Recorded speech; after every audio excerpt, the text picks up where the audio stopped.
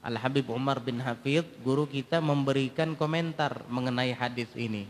Kata beliau, lihat wanita pelacur,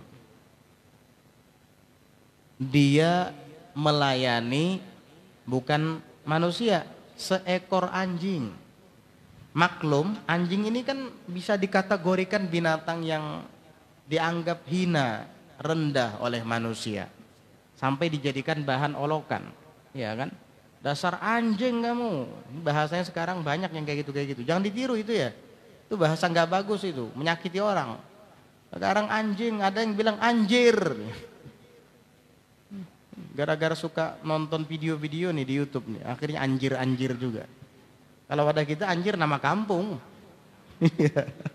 Ya, kamu dari mana? Dari Anjir. Ya, enggak, itu memang nama kampung Anjir. Iya. Anjing, oh, enggak boleh itu. Hinaan. Itu tadi kan sudah disebutkan. Kamu bukan orang muslim yang sejati kalau ngomong anjing-anjing kayak gitu. Karena menyakiti perasaan orang, enggak boleh. Iya. Jadi anjing ini binatang yang sangat hina.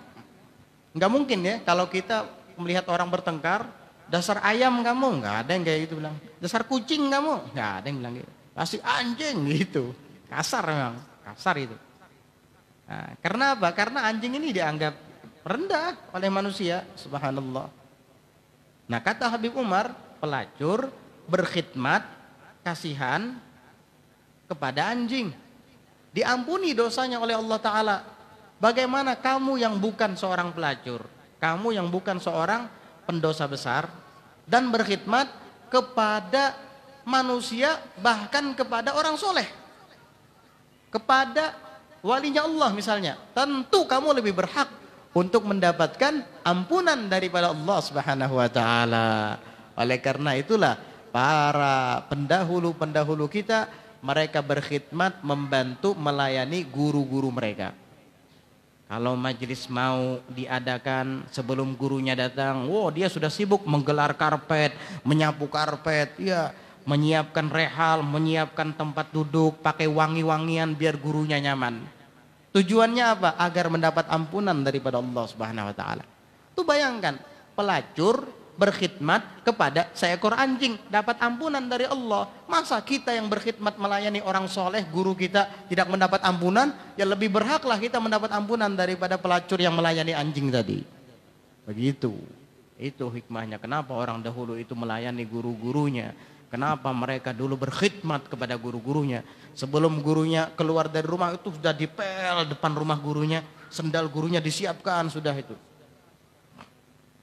Di Hadramaut sana ada namanya Habib Alwi bin Abdullah bin Syihab. Beliau ini muridnya Al-Habib Abdurrahman bin Muhammad Al-Masyhur, pengarang kitab Bughyatul Mustarsyidin. Itu kitab masyhur itu. Semua santri-santri tahu itu biasanya. Dijadikan bahan rujukan dalam bahsul masail. Memang beliau Al-Habib Abdurrahman bin Muhammad Al-Masyhur ini dikenal sebagai mufti Diyaril Hadramiyah, seorang mufti di daerah Hadramaut sana. Jadi Habib Alwi bin Abdullah bin Syihab ini, beliau setiap kali ada pelajaran, beliau selalu berkhidmat membikinkan kopi. Setelah selesai, dibagi-bagi kopi tadi kepada para penuntut-penuntut ilmu yang duduk di majelis tersebut. Sampai kitab demi kitab sudah dikhatamkan oleh para penuntut-penuntut ilmu itu. Habib Alwi masih khidmat bikin kopi. Suatu ketika ada di antara para murid-murid yang ikut belajar dengan Habib Abdurrahman Al-Masyhur itu memanggil Habib Alwi. Dia bilang, "Sayyid Alwi, ada apa?" "Gini loh, ente ini dari sejak kita belajar bikin kopi aja. Coba lihat, kami ini sudah menghatamkan berapa kitab dengan Habib Abdurrahman Al-Masyhur. Ente bikin kopi. Kapan jadi orang alim ente? Kita, sudah mengkhatamkan kitab ini, mengkhatamkan kitab ini, khatamkan kitab ini. Ente belum khatam-khatam. Mak kopi tok dibikin terus. Perkataan orang tadi itu membuat hatinya terpukul. Betul juga. Akhirnya dia berhenti bikin kopi, ikut belajar megang kitab. Habib Abdurrahman bin Muhammad Al-Masyhur melihat Habib Alwi nggak bikin kopi lagi. Justru orang lain yang menggantikan posisi beliau bikin kopi. Hari pertama, hari kedua masih begitu.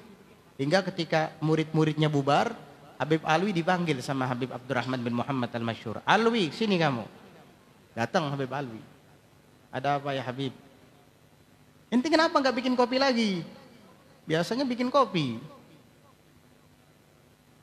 Kemarin saya diajak bicara sama teman saya.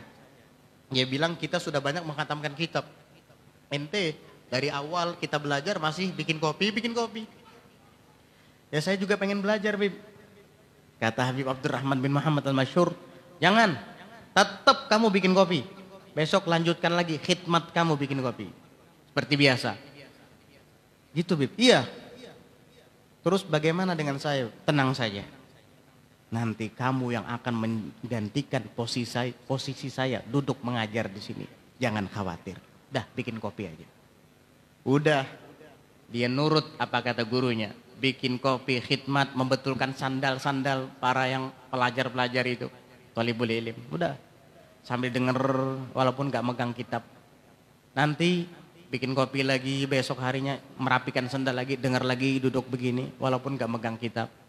Hingga waktu demi waktu berlalu, Al-Habib Abdurrahman bin Muhammad Al-Masyhur sudah tua, sakit-sakitan, hingga ketika akan meninggal dunia, beliau berpesan kepada murid-muridnya bahwa yang akan menggantikan saya mengajar nanti adalah murid kesayangan saya, Al-Habib Alwi bin Abdullah bin Syihabuddin.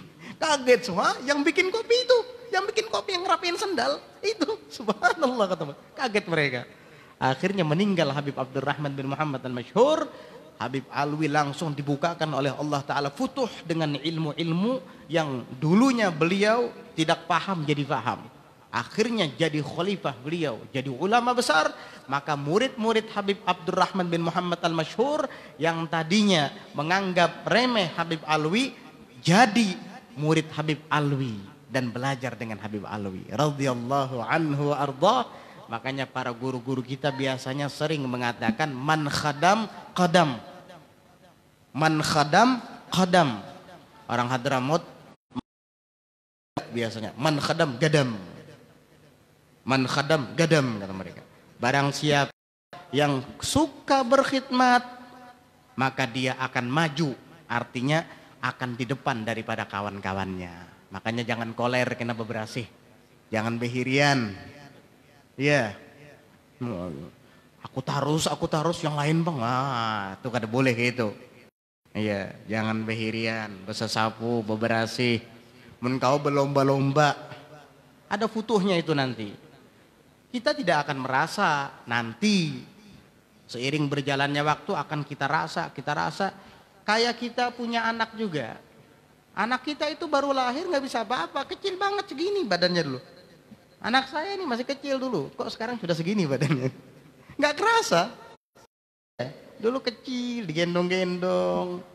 Iya. Sampai tiarap, belajar merangkak, belajar berdiri, jatuh, jalan, lari. Besar. Merasa nggak kita? Perkembangan anak itu kok tiba-tiba besar? Nggak ngerasa kita. Begitu pula sir, futuh, nur, yang Allah wariskan ke hati kita. Asal ikhlas. Kamu tidak akan pernah kecewa. Jangan behirian dalam berkhidmat. Ya, jangan behirian. Udah, rajin. Itu ada sirnya di situ. Man khadam gadam. Orang yang suka berkhidmat dia akan maju nanti. Jangan khawatir.